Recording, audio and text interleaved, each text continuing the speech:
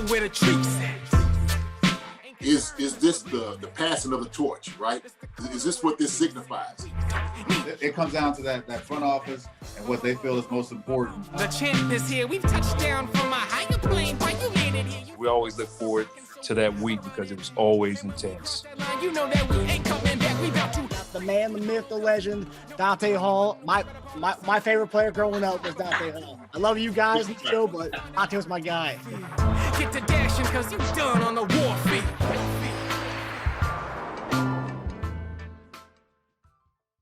This episode of Chief Concerns is brought to you by BetOnline.AG and NordVPN.com. Football might be over this season, but basketball is in full steam for both pro and college hoops. Obviously, wearing my Sixers gear. From all the latest odds, totals, player performance props to where the next fired coach is going to land, BetOnline is the number one spot for all your sports betting needs. Head over to the website or use your mobile devices to sign up today and receive your 50% welcome bonus on your first deposit. Just use our promo code BELIEVE, that's BLEAV, to get started. And it's not just basketball. BetOnline is your source for hockey, boxing, and UFC odds. Right to the Olympic coverage is the best in the business. From sports right down to your favorite Vegas casino games. BetOnline is your number one online wagering destination. BetOnline, the fastest and easiest way to wager on all your favorite sports and play your favorite games. BetOnline, where the game starts. Hey there, Marcus Dash here, co-host of Chief Concerns. At the conclusion of this episode, please make sure to like and subscribe to our podcast right here on YouTube. And for all you listeners out there, please be sure to give us a 5-star review on any of the platforms you use to listen to us. I want to thank you all for listening to us throughout the season, and we look forward to engaging with you all throughout the offseason. Enjoy the episode. Welcome to another episode of Chief Concerns. I'm here with our host, Jason Dunn, and our other host is coming in right now, in Eric Warfield. So, what was your first takeaway from the Super Bowl this past weekend? First takeaway, man, from the Super Bowl. We'll let E get in here real quick so he can hear this. You know, I don't want to be disrespectful. Every time I come in late, you know what I'm saying, y'all over talking. So I'm gonna actually graciously wait for E. How you doing, Warfield? How you doing, E? You doing all right, man? Hey. My apologies, fellas. You're good, man. man. I got a new kid. Not kid. My niece had left her puppy with me, so I took the puppy outside, forgot what time it was, didn't have my phone, so. Oh, yeah. They're going to be all over that carpet if you don't. Little badass thing, too. Zoe, you hungry? Look, come here, sit. What kind of dog is it?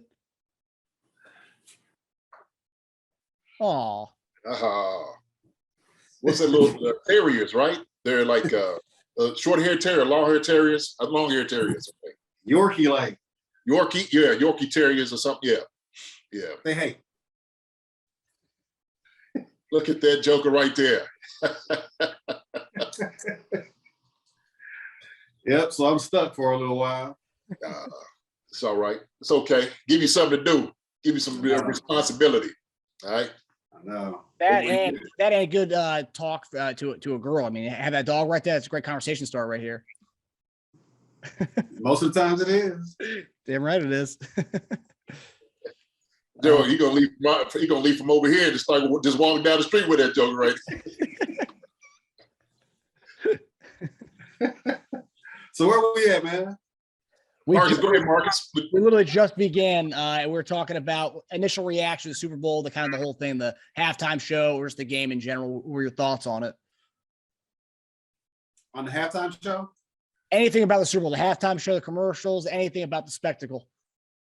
I don't know, man. Like I kind of posted it on Twitter, but it was a good football game to watch. Was it captivating? I didn't think it was. Just because of the simple fact that, you know, we put so much hope into the team that we cheer for, and when they weren't representing AFC West, and on top of that, like majority of the commercials were like boo-boo. So I really lost interest at that part. But I'm happy for Aaron Donald, I'm happy for Matthew Stafford, happy for the Rams family.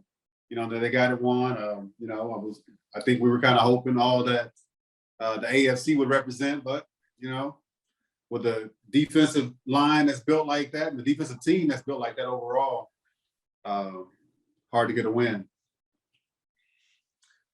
Yeah, man, it was. I knew it was going to be a close game. Like E said, like even all like the glitz and stuff around it, they try to make it like that the bluster and all the excitement, and they kind of did a good job of it, But end of the day, man, it was kind of a so-so kind of game. It wasn't as exciting as you would expect, right? Wasn't a whole lot of just huge plays. There was a couple big plays here and there. But yeah, I thought, I thought the Rams was going to win. That was my pick. I knew Cincinnati was going to try to give them a little bit. And when Cincinnati went up, I was like, okay, see, this is like Cincinnati. Let them hang around for a little bit. And that's where they start trying to get you. They get a little bit more confidence staying in the game.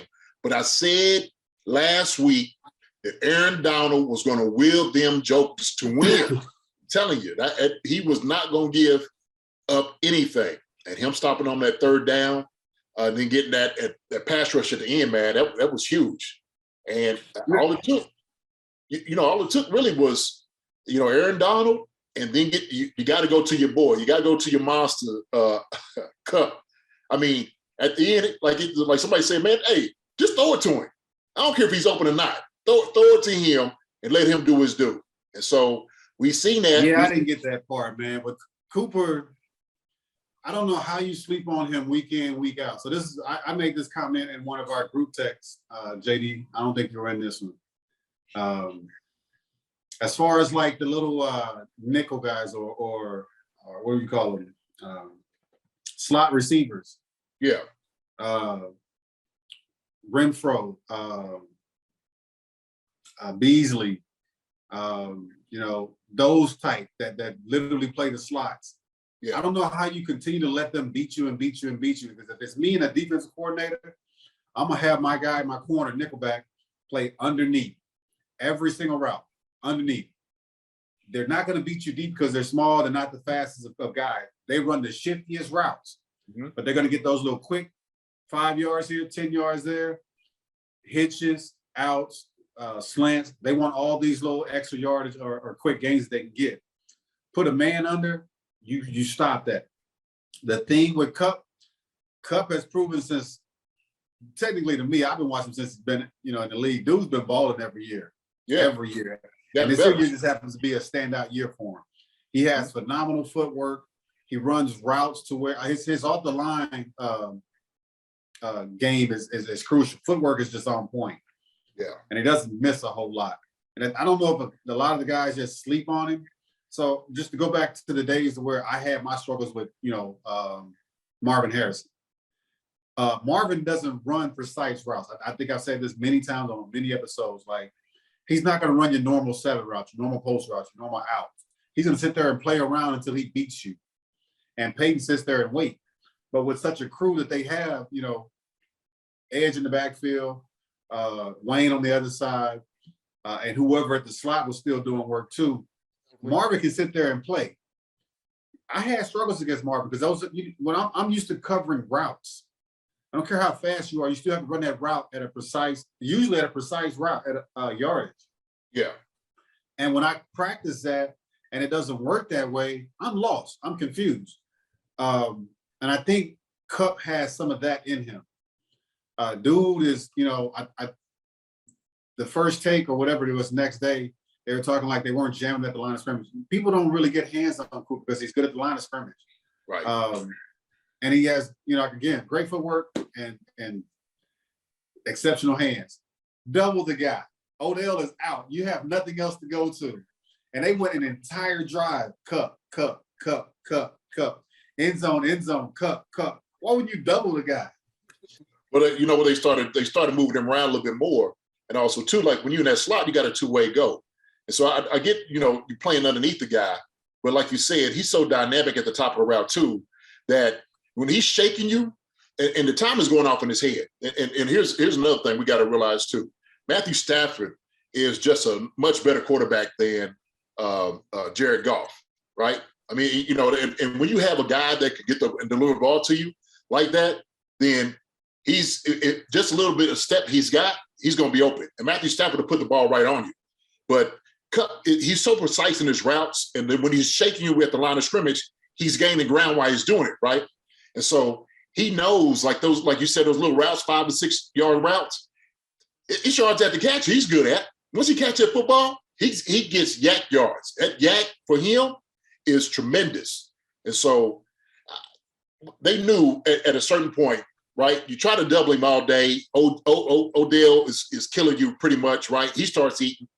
Well, I guess somewhere, I guess you want to say after Odell got hurt, they was floundering, right? Because Van Jefferson he wasn't doing anything, you know what I'm saying, to hurt him, right?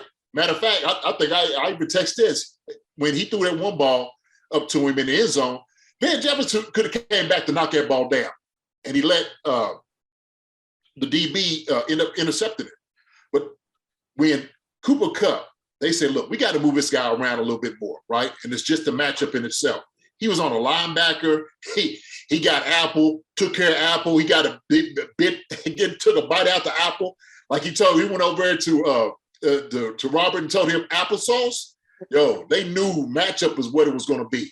And so they ended up finding it. It's just exploiting it. That's what you do offensively, man. That's why like, you got to learn how to make adjustments like that. If a guy's not getting open the first half, you got to find ways to try to get him the football, right? Because he's your guy. You got to find a way how to get him the ball. And so, man, he's just phenomenal with his route running, what he does. But, you know, it was a year, man. Matthew Stafford, like you said, I'm happy for him too. I'm happy for him. I am too. And one of the comments that I know ESPN was saying about how bad Cincinnati's offensive line was. I don't think that they are that bad. You just going up against a great defensive line. Right. You know, I don't care who you put in front of Aaron Donald, he's going to get the best of you. Right. You know, right. And you got a lot of, trying to single up on Von Miller. Von's established. Von's legit. Absolutely. He's going to get his. And so 94, I don't know his name for the defensive line, was playing exceptionally well for the Rams. And so when you slack up and you take those double teams or like they said, Raheem was finding ways to get Aaron open or one-on-one matchups. He's going to beat any line. Yeah. You take your hat off to what Cincinnati's done, whether draft-wise and either get into the Super Bowl, because they had a great year. They came out and beat the supposed us twice to get to the Super Bowl. We were the favorite going in, and for whatever the knock on them is their offensive line. I think they did exceptionally well. It's just, you're going up against a guy that's right now being compared to the greatest defensive player ever played. Exactly. So, right. Yeah. I don't know what else you can do. Who are you going to draft? Yeah. Right. And that's the key, because when you sit there and you're talking about this, so like you said, he's being compared to like the greatest of all time, right? I mean, he wins, MVP, Defensive Player of the Year. Then you talk about Tennessee. Tennessee has a great defensive line too. So and a defensive line head coach. Yeah, come on, man. So we're not talking about chopped liver. You know what I'm saying? Rushing these guys. I mean, so.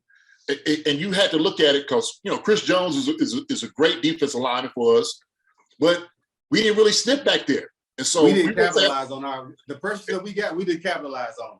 Right. And so that's why it got tough. But yeah, man, Aaron Donald, man, is just he's just a monster in himself, man. Come on. So I don't care who you put in front of him. He's going to win eventually, Seriously. Yeah, I mean, they did allow the top 3 most sacks all year long, the O-line. I mean, they weren't going against the Rams every week, but I mean, I will say I did see. But the thing is, even if you do allow that many and you still find a way to make it to the Super Bowl, you got a lot to be proud of. Yeah, definitely. Yeah. Because people were trying to compare the Mahomes O-line to the Burrow O-line in the Super Bowl last year to this one. I mean, you can't compare the two at all. I mean, one was pretty much full of reserves, and then you had this one, which got him to the Super Bowl. This is the line that he had from day one. I did see a metric saying that you cannot blame all sacks on the O-line this year, because apparently Burrow, just based on the amount of seconds that he holds the ball, he holds the ball for a long time. So a lot of those sacks, I mean, he's looking and looking, and a lot of the ones in that Tennessee game, you watch, he's holding the ball for a long time. He's getting sacked. So it's not all in the O-line. And I think what you guys said, I echoed that on the O-line. Yeah, I mean, couple sacks, man. And it happens. The thing is, when Joe Burrow he's trying to find a guy because he knows he has those three receivers, Higgins, Boyd, and Chase, and he's just waiting. I just need a little bit more time. But now you ain't got it. You ain't got it, buddy. So, I will say this, and I know we just talking about football, but man, the halftime show, okay, the singing of the national anthem. Everybody, every entertainer that came out there did a tremendous job. Absolutely lights out. Dre and them jokers absolutely turned it out.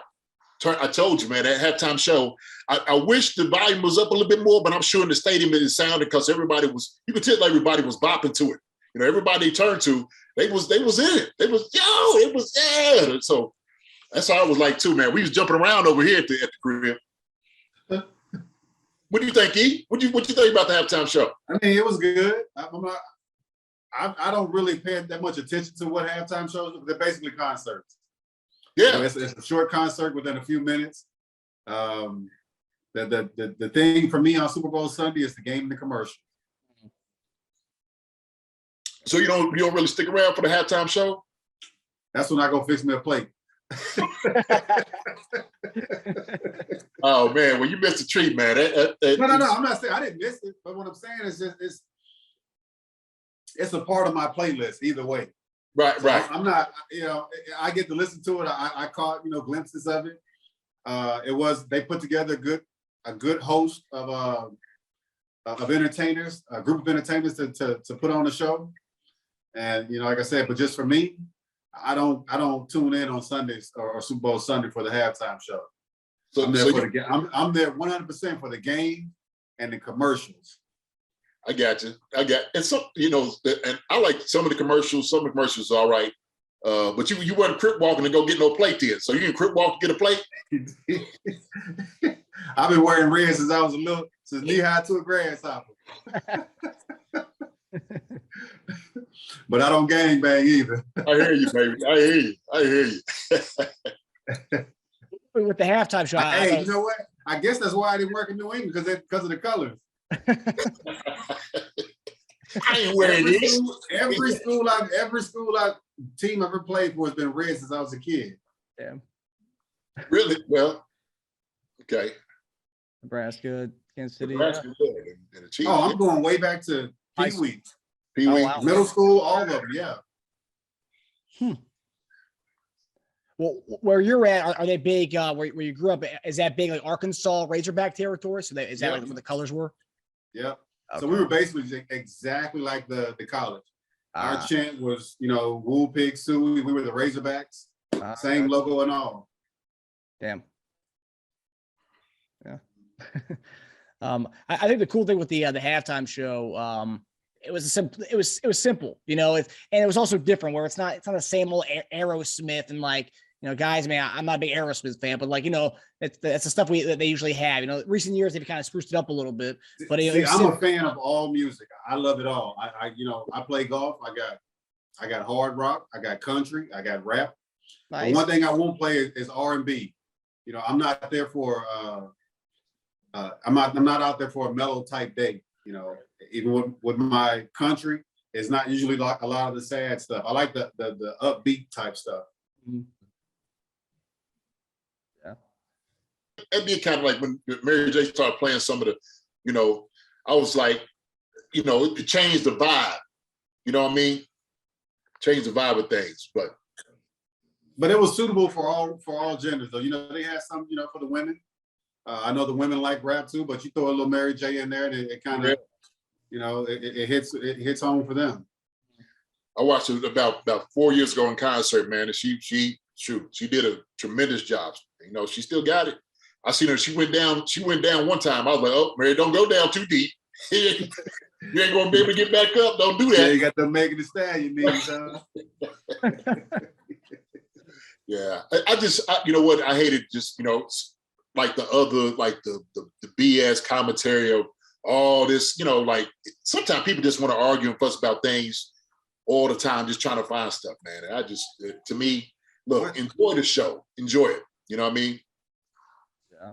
I mean, you see that every year. The year we won it was the Shakira and J-Lo. People had problems with that. It's like how do you have problem with Shakira or J-Lo, you know? I mean, Right. True.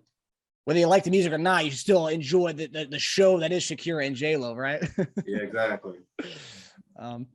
Okay, so first concern tonight, this is, coming off the Super Bowl, right? You would think the team that won it, like last year, the Buccaneers won it, they were still a favorite going into the next year as far as the Vegas odds. But with this, the Chiefs are actually the favorite going into next year. We're tied with the Buffalo Bills for being the favorites in the NFL and the AFC next year.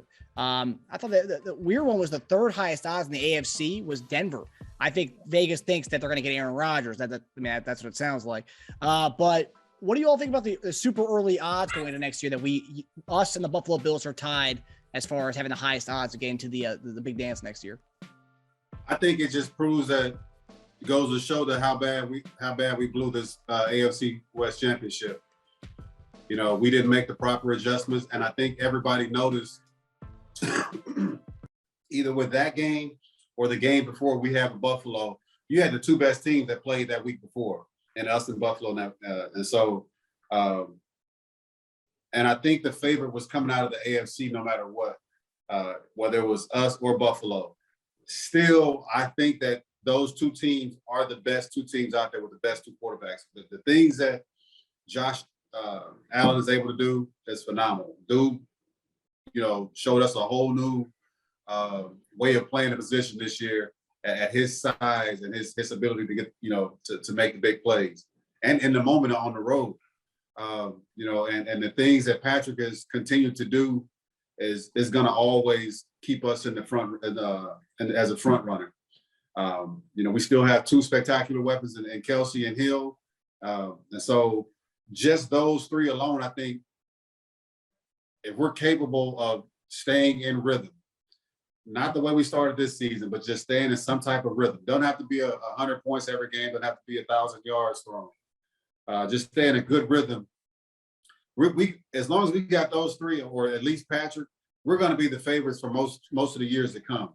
And I think with what Josh Allen has shown, he's going to be right there on our heels. So, credit to the Rams for winning. But my perception is just like most others. I think, those are the two best teams in the NFL for next year or this season coming. Yeah, I agree with that, wholeheartedly, seriously, because, he said it. When we watched that game with Kansas City and Buffalo, that was probably the most exciting game that anybody's seen in quite some time. And so you thought whoever won that game after how it ended, you're like, man, these guys are going to the Super Bowl. It's going to be hard to beat, a team like that. And so, Josh Allen, Patrick Mahomes, and it's not, a guess why these teams are always up there, because you have premier quarterbacks. Every team that has a premier quarterback always has a chance to win. That's always going to be projected. And I know you said something about the Broncos, them projecting getting Aaron Rodgers. I don't know how it's going to pan out, to be honest with you, because I'm looking at what they had up there in Green Bay. Is he leaving from Green Bay, coming down to Denver and having a better shot and chance? I was looking at him. I'm like, shoot, I don't know. That's his home. Maybe he needs something new. But if he comes in the AFC, man, that's just going to be even more stacked. And so, like he said, man, I think every time you have Patrick Mahomes, Josh Allen, always going to be a contender for the top in going to the Super Bowl every single year. These guys, man, they're going to be shooting it out year after year after year. And it's great. It's great for football. It's great for the AFC. And people want to see that. So it's going to be exciting, man, from the years to come. But I think they get it right. They know what they're talking about. Yeah. Yeah. I just find it funny that Vegas has the Broncos so high. It's obviously there's no more information on him going to Denver, but I saw a report today that Nathaniel Hackett is apparently pulling out all stops to try to recruit him to come over to Denver. Well, that's the news. So if that's the news and they think that's what's going to happen, it's Aaron Rodgers. He's MVP. So yeah, it makes them that much of a better team. Does it make them better than the Chiefs or the Bills? I don't think so. But that's what they base stuff off of is, who do you have and what have they done lately? So It'll be interesting to see. They have a good plethora of weapons. They have a good running game of Javonte Williams. They have a lot of guys. I mean, it's just gonna be interesting. Weapons, man. They do, yeah. They got some weapons. They do. Yeah. Jerry Jeudy, Sutherland, Fant, Patrick. Patrick, yeah. So they got some weapons. What's more important than peace of mind? Nothing. And that's what NordVPN is here for, to give you peace of mind while you are online. And with all of the threats that you face today on the internet, it's more important than ever to be sure that you have the best VPN you can get. NordVPN is the world's best VPN service, offering the fastest connectivity, most servers, and next-gen encryption to make sure that everything you do online stays secure. Plus, you can use NordVPN on all of your computers and devices, no matter the operating system. With NordVPN's unlimited bandwidth, you never have to worry about a slow connection either. And plans start at under $4 per month. So grab your exclusive NordVPN deal by going to nordvpn.com/believe or use the code BELIEVE. That's BLEAV to get up to 70% off your NordVPN plan, plus 1 additional month for free. It's also risk-free with Nord's 30-day money-back guarantee. Speaking of weapons, so our next concern, obviously last week we talked about the number 2 receiver, but since then I'm seeing all sorts of things on Twitter of who's going to come in. So there's 2 new names. We talked about Juju and OBJ last week. OBJ obviously torn ACL. I don't know how much help he's going to be to any team next year. Obviously he'll be recovering from his torn ACL. It's sad to see, at least he got a ring though out of it. But the 2 new names are Allen Robinson, free agent. Apparently he's been liking a lot of stuff from Chief fan accounts talking about him playing with Mahomes. He's been liking a lot of stuff. I think even last year he tweeted like an eyes emoji to like a report of Robinson coming to Kansas City. And the other one was Calvin Ridley. Apparently Calvin Ridley, during the trade deadline, we approached Atlanta to see what the deal was with him. And then during the trade deadline, that's when he went to the non-football injury list. He's kind of go with some mental health stuff, but report from Sam Weich this past week is that Atlanta is looking to trade him. They want a new beginning for Atlanta, as well as Calvin Ridley, so he can start somewhere else. Last week, you guys talked about explosive options. Which one of these guys do you think would be that explosive option for Kansas City? Ridley.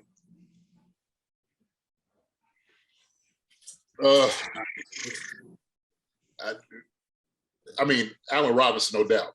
But I think, and here's a reason why I say that. It's because he catches the ball at the high point. I mean, he does a great job. He's a big body. I mean, he's athletic. A guy like that is number 1. He's a number 1 receiver, without a doubt. Calvin Ridley, to me, is a number 2. And so I watched him last year. Actually, I had him on my fantasy team, and I kind of watched him. And look, mental health is serious. I'm glad he was able to get some help. I think he's got a lot of potential, but Allen Robinson is a guy that's already solidified. I mean, we know what he could do. And so if you have somebody like Patrick Mahomes getting the ball to him, then we know he's going to be able to eat. Now, the question with that is, can we afford it? You know what I'm saying? I mean, he's going to come here with a healthy price tag, right? It's going to be hefty. And so when he comes in, he's going to be asking for top money. And look, and rightly so, he's a number 1 receiver. I don't think we need a number 1 receiver. I think we need a number 2. And Calvin Ridley, I get you saying those 2 guys, but look, I'm looking at the free agent market. There's a lot of guys out there. And it's not going to break the bank with these 2 guys. So those 2 guys, enticing. Allen Robinson, I don't know if we can get it because I don't know if we can pay him that much money because we got other contracts we need to do. But I think there's other guys out there besides just those 2. So, I mean, we'll see, man. We'll see. But if we had to pick those 2, I mean, I'd take Allen Robinson all day, no doubt. With Calvin Ridley, are you not concerned about like a Ben Simmons kind of thing where, we don't know what's going to happen with him, like kind of deal, because he's dealing with mental health stuff. We don't know. I don't know his situation. I just know he's a playmaker, and to do the things that he did his first couple of years, especially with Julio Jones being there, he was the main target and lived up to it. So definitely a playmaker when he gets the ball in his hand and knows how to get open. So for whatever reason he decided to pull that card, is it not wanting to be in Atlanta? not wanting to be in that offense, or just really dealing with some issues. I don't know. Yeah, I'll be honest with you, that was kind of like my concern. I mean, I don't know, does he have it all figured out? That's the question. And I think that is priority over anything else, right? And maybe, like he said, maybe he's looking for a new home. So maybe that's it. Sure.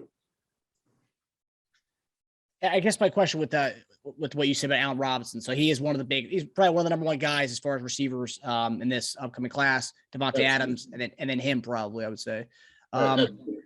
He's already had a payday. So one of the arguments I've seen on Twitter from one of the Chief fans is he's already had a payday when he signed with Chicago.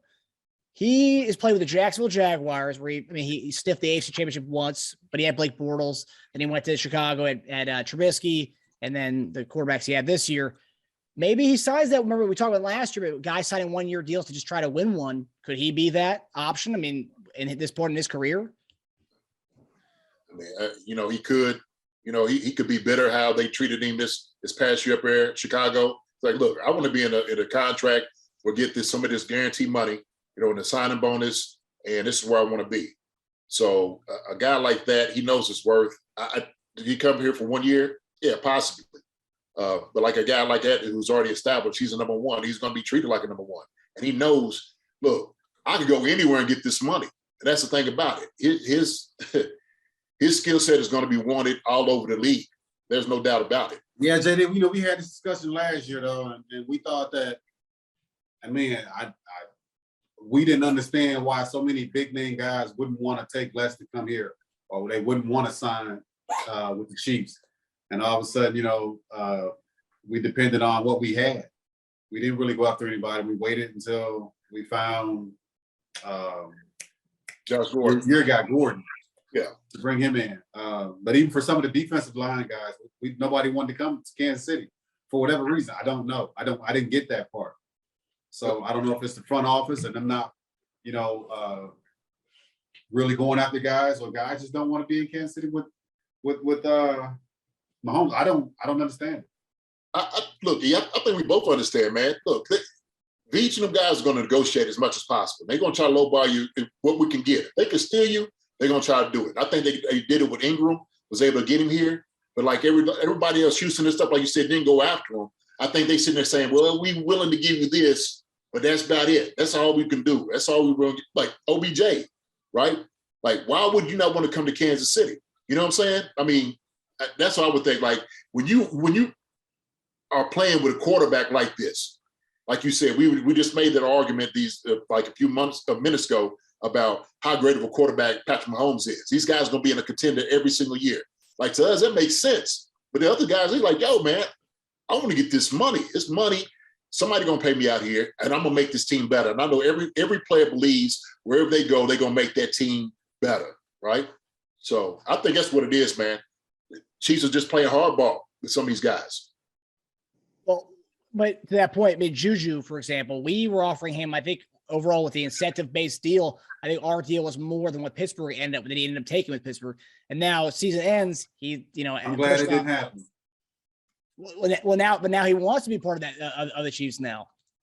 So it's like, he last year he took the money, it didn't work out. His team was a first round knockout, and now season ends, he wants to come on to Kansas City. I mean, it's just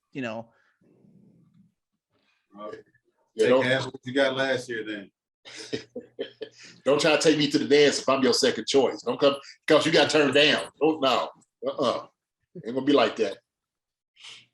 Yeah. I mean, it'll be interesting. I mean, I've seen our friend Lance the Spoken. He tweeted earlier, if we get rid of Frank Clark, Anthony Hitchens, and if Joe Thuney restructures his deal to take money up front, we would have around $31 million to spend this coming offseason. I mean, that would free up $31 million. And I think he even put we could get Juju, and we could get an Allen Robinson and a one-year deals based off that. But what you said, we got to retain some of the guys with that are going out the door. So yes, oh yeah, it's coming up. It's coming up. Yeah, that'll be interesting. Do you think we'll end up getting two receivers this offseason, or do you think we'll get one big name guy or big-ish name? Say it again. Do you think we'll end up getting two guys this offseason, two receivers? Two receivers? Juju and someone else or something like that, or no? Because a lot of Chief fans think that's happening. I You think can't ask what if you think. We don't know what the hell they're gonna do. I think What we'd like to happen, yeah. right. Yeah. I think we get at least one, right? We get at least one and get another guy that is kind of a proven guy, a name that we've heard a lot, maybe. But I know we'll definitely get one for sure. So I only asked that just because Veach had talked about, shoring up the other weapons in his exit press conference. So I mean, will one guy do that? I mean, I don't know. That remains to be seen. Listen, look, there's one football, okay, and then Tyreek Hill, Travis Kelce, and whoever else, and then McCall Hardman and all them are going to filter in, get the rest of the catches and the running backs. And so, that's going to be, the challenge. I mean, seriously, so only got one.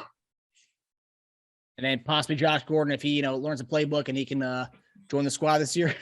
Flash, baby. You looking for Flash? Yo, right here. You heard it first. I was trying to tell it. Flash. Gordon. He's going to come back. Watch. Give him some time. Do you think he'll learn the playbook this offseason and get on the field? No. Hey. I'm not hating it, man. I just don't think he has it anymore. I mean, his blocking was pretty impeccable. It's good, man. Well, if he didn't do enough to satisfy what the opportunities we gave him, I don't think we bring him back. Yeah, he probably wants to come back, but I don't see a reason for them to bring him back. Yeah. Well, I mean, now with a bigger practice squad, I mean, he'll have a chance to shine during training camp. But if not, then I guess. Well, y'all giving this dude a whole lot of excuses. Let's give him. Dang God, can we give him an offseason? Just one. We're trying to win Super Bowls, man. Absolutely we are. And so if we had a guy here who he got a little bit of the offense, knowing how everything is done. Look, and to be honest, and look, I don't know. Could you tally up Josh Gordon's yards and get 200 yards total out of it? No, but exactly. So what is that? That doesn't benefit the team. Let's give him an offseason. At least do it, man. You already right. No. Appreciate it. Come on, take it here. Bye, Josh.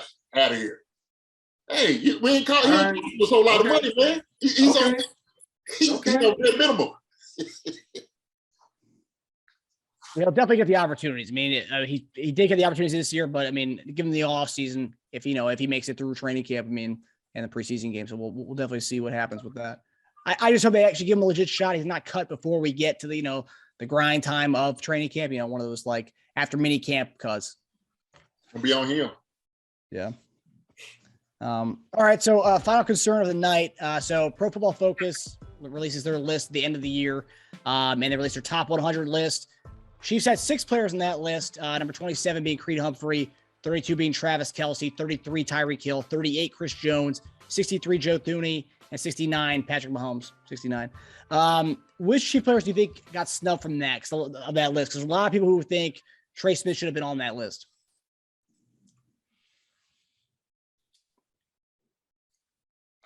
You know what?